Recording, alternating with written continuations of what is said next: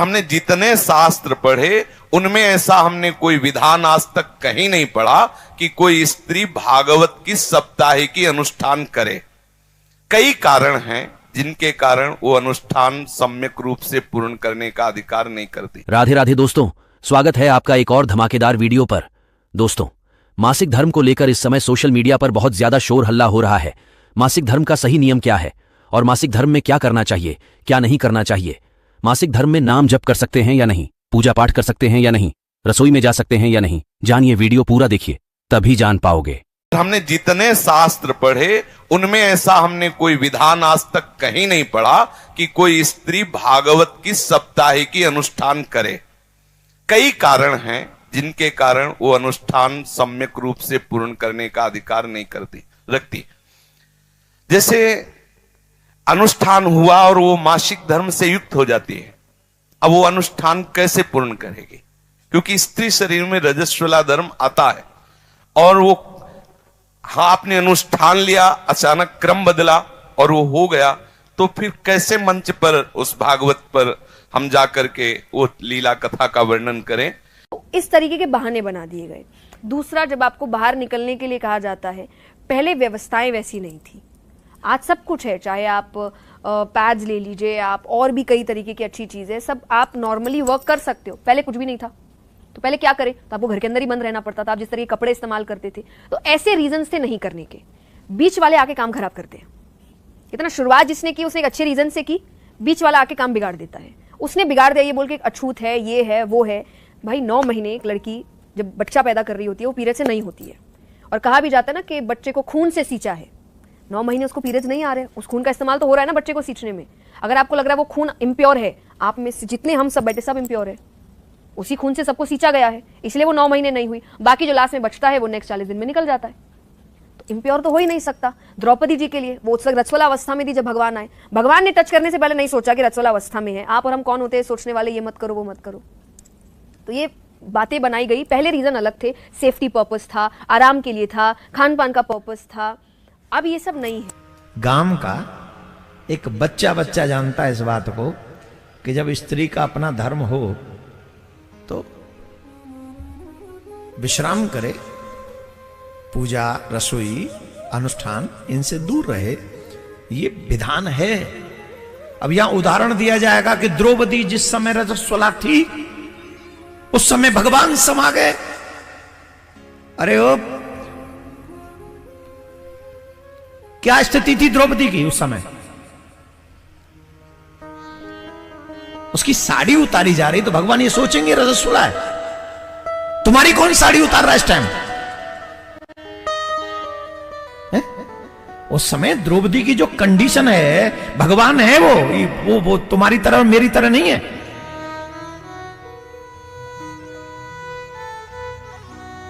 द्रौपदी की रजस्वला स्थिति है, लेकिन विपत्ति उस समय है तो भगवान वहां पहुंच गए।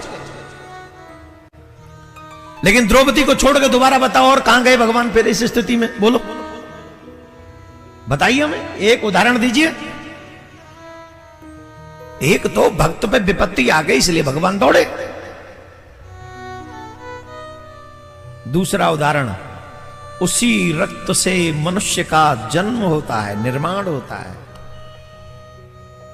ये प्रकृति का नियम है, मेरा और तुम्हारा नहीं है। जिस प्रकृति ने उस रक्त से मनुष्य का निर्माण किया है, उसी प्रकृति ने ये हमको कहा है, डोंट डू दिस।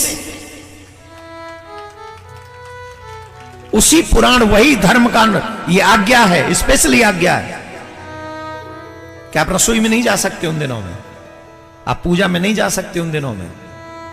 आज अगर हम इस व्यासपीठ पर बैठकर गलत विचारों को हम व्यक्त करेंगे तो आने वाली पीढ़ी धर्म से दूर हो जाएगी और धर्म को अधर्म को धर्म समझ के अधर्म करने लग जाएगी। ये हमारी जिम्मेदारी है। हमें शास्त्रों का पूरा ज्ञान होना चाहिए। आजकल ये तमाम क्वेश्चन आंसर होते और हम उल्टा सीधा कोई भी जवाब देते हैं। अगर आंसर न मालूम हो तो चुप रहो, लेकिन अधर्म को धर्म बना के साबित मत करो। इससे बहुत बड़ा फर्क पड़ेगा। आने वाली पीढ़ी समझेगी कि जब ऐसे धर्माचार्य ऐसा बोल रहे हैं तो यही सच होगा। और आपस में बैठकर चर्चा करना तो हमने सुना है, जैसे आनंदमयी माता, उड़िया बाबा और भी संतों के बीच में बैठकर भगवत चर्चा परस्पर हो रही है, सभा लगी हुई है और चर्चा घंटे 2 घंटे भगवत चर्चा हो रही, उसका तो प्रमाण मिलता है। शास्त्रों में आता है याज्ञवल्क्य से गार्गी जी प्रश्न उत्तर कर रहे हैं, चर्चा कर रहे हैं, ऐसा तो पाया गया है। लेकिन अनुष्ठान का अभी तक हमें पता नहीं। अगर कहीं हो तो हम मानने के लिए भी तैयार हैं, क्योंकि निगम अनुशासन के अंतर्गत सब हैं। अगर कहीं शास्त्र में है और हमने नहीं पढ़ा, कोई हम सर्वज्ञ तो है नहीं, जितना हमें ठाकुर जी ने ज्ञान दिया उतने ही हम जानते, जितना जनाया उतने ही जान पाते। अगर कोई ऐसा शास्त्र है जिसे हमने नहीं पढ़ा और उसमें अनुमति दी जाती है, तो अभी तक हमने ऐसा पढ़ा नहीं है और ऐसा हमने कभी गुरुजनों से सुना भी नहीं है। इसलिए मुझे ऐसा लगता है कि माताओं बहनों को भागवत का साप्ताहिक अनुष्ठान नहीं करना चाहिए। चर्चा करने का तो अधिकार है, भगवत लीला गुणानुवाद का अधिकार है। हम जैसे अपने लोग चर्चा कर रहे हैं, ऐसे वो बैठ के चर्चा कर सकते हैं, संत सभा में बैठकर भगवत यश गान कर। लेकिन अनुष्ठान साप्ताहिकी का निषेध है, ऐसा हमने शास्त्रों में कहीं नहीं प्रमाण पाया कि कोई भी स्त्री शरीरधारी मंच पर बैठकर साप्ताहिकी का अनुष्ठान करे। अब उसका परिणाम क्या होता है ये तो सर्वज्ञ भगवान जाने। उसका परिणाम क्या होता है इतना जरूर हम कह सकते हैं कि अमंगल तो होगा नहीं, क्योंकि भगवत चर्चा करने वाले का अमंगल नहीं हो सकता, ये तो पक्का है। ये बात जरूर है कि वो अनुष्ठान मंच का विधान नहीं हमने पढ़ा है, लेकिन ये जरूर है कि कैसे भी किसी भी तरह से भगवत यश श्रवण या कथन किया जाए उसका अमंगल नहीं हो सकता, ये हम बता रहे हैं। परिणाम क्या होगा ये ठाकुर जी जाने, क्योंकि वो परिणाम का ठीक निर्णय वही धर्म का कर सकते हैं। अपनी भावना से इतना जानते कि मंगल भवन का यश गाने वाले का कभी अमंगल नहीं हो सकता है। हाँ, ये नहीं करना चाहिए ऐसा शास्त्र में प्रमाण है कि इन कई कारण हैं ऐसे जिससे वो अनुष्ठान नहीं किया जा सकता। अगर कोई ऐसा हमें प्रमाण दिखा दे तो हमें उसमें कोई परेशानी नहीं। आपने प्रश्न किया, इसलिए शास्त्रीय विधान ऐसा है कि स्त्री साप्ताहिकी भागवत का अनुष्ठान नहीं कर सकती। तात्पर्य मासिक धर्म में, शौच में नहीं। अगर आप लेटरिन गए हैं तो आपको पवित्र होना है, उस समय नाम जप करो राधा वल्लभ श्री हरिवंश। कपड़े पवित्र, शरीर पवित्र, तब। अब जैसे मासिक धर्म में माताएं बहनें कई दिन का होता है तो पवित्र कपड़े आदि पहने हुए हैं, अंदर ही अंदर जप सकती, बाहर कोई माला से या ठाकुर सेवा आदि के लिए 3 दिन तो निषेध ही रहता है। तो अगर आपका तात्पर्य मासिक धर्म से है तो कर सकती हैं, अगर आपका तात्पर्य लेटरिन आदि की अपवित्रता से है तो नहीं कर सकते। उस समय नाम जप करो, 15-20 मिनट नाम जप करते हुए अपना जो दिनचर्या में शौच आदि की पवित्रता है उतने ही वस्त्र पहनो जितने धो सकते हो। बाथरूम में तो ऐसी व्यवस्थाएं होती है कि पर्सनल होता है, आप बंद करके वैसे फिर पवित्र होके फिर वस्त्र धारण करो, बाहर आ जाओ। जब आपका मासिक धर्म आए उस समय भी आप भगवान को स्पर्श नहीं करना, पर भगवान का नाम तो जपते ही रहना है। नाम निरंतर भाव से जपते रहना, मानसिक पूजा भी कर सकते हैं, इनमें दोष नहीं है। मासिक धर्म का कोई नियम बचा नहीं है। आज के जमाने में मासिक धर्म का आजकल कोई नियम नहीं रखता, लेकिन रखना चाहिए क्योंकि ब्रह्म हत्या का पाप है। अब आप हमें ही ये बताओ कि तुलसी तो एक पौधा है ना, तुलसी तो मात्र एक पौधा है, लेकिन अगर उस पर भी छांव पड़ जाए तो उसकी पत्तियां भी मुरझा जाती हैं। तो आप विचार करो कि ब्रह्म हत्या का पाप एक पौधे पर इतना प्रभावकारी है, तो फिर मनुष्य की बुद्धि को विकृत क्यों नहीं कर सकता।